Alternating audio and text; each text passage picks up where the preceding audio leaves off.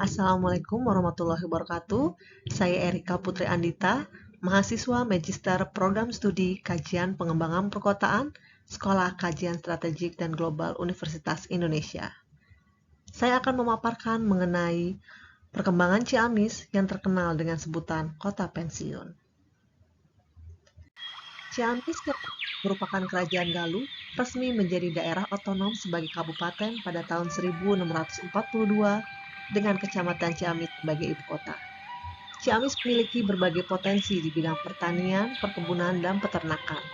Sehingga pada masa pemerintah kolonial Belanda, Ciamis dijadikan area produsen perkebunan melalui kebijakan Preanger-Stelsel.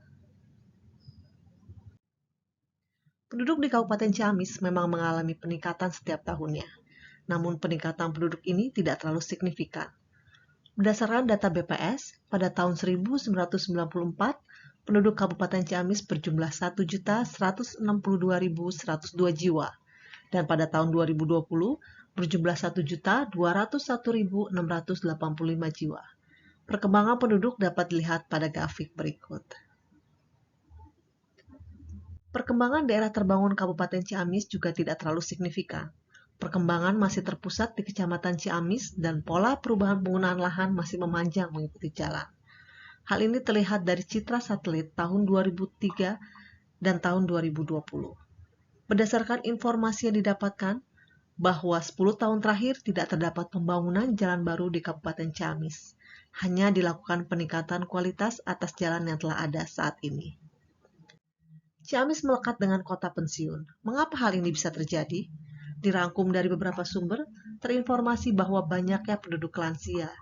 Hal ini salah satunya diakibatkan tingginya tingkat migrasi keluar dari penduduk usia produktif. Berdasarkan data BPS Jawa Barat tahun 2020, data migrasi warga Ciamis sebanyak 22,93% atau paling tinggi di Jawa Barat. Migrasi tersebut salah satunya dikarenakan beberapa sumber pekerjaan semakin menurun produksinya atau bahkan mengalami penutupan. Berdasarkan studi yang dilakukan oleh Nanang Saptono pada tahun 2018 terkait tata ruang kota Ciamis pasca perdagangan dunia abad ke-19 hingga 20, diketahui bahwa salah satu sumber ekonomi yaitu pabrik rukun batik yang didirikan tahun 1939 dan mengalami masa kejayaan tahun 1960 hingga 1980. Namun, keberadaan batik Ciamis mengalami kemunduran hingga terjadi krisis moneter pada tahun 1997 yang menghentikan hampir seluruh kegiatan. Pada mulanya, kecamatan di Kabupaten Ciamis berjumlah 36 kecamatan.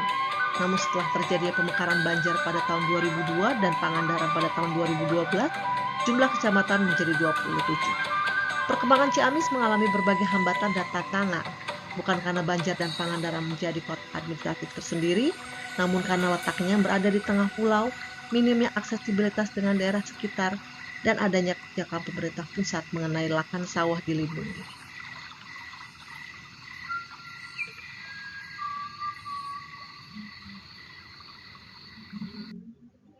Padahal Ciamis memiliki berbagai potensi di bidang pertanian, perkebunan, dan peternakan. Saat ini Ciamis masih merupakan lumbung padi Jawa Barat, penghasil ayam pedaging terbesar kedua di Jawa Barat, juga sebagai produsen kayu yang cukup besar di Jawa Barat. Namun seluruh hasil pertanian, perkebunan, dan peternakan tersebut masih dijual dalam bentuk bahan mentah tanpa pengolahan, akibat minimnya investor yang datang ke Ciamis. Berikut merupakan arah perkembangan yang terjadi di Ciamis, di mana bulatan warna ungu merupakan pusat kota atau alun-alun Kecamatan Ciamis. Garis merah menunjukkan jaringan jalan tol yang ada.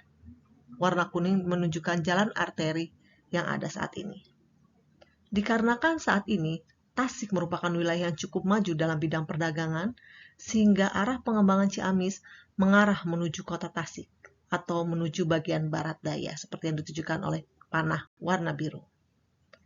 Terdapat rencana pembangunan jalan tol Gede Bage Tasikmalaya Cilacap yang merupakan salah satu proyek strategis nasional yang akan melintasi Kabupaten Ciamis.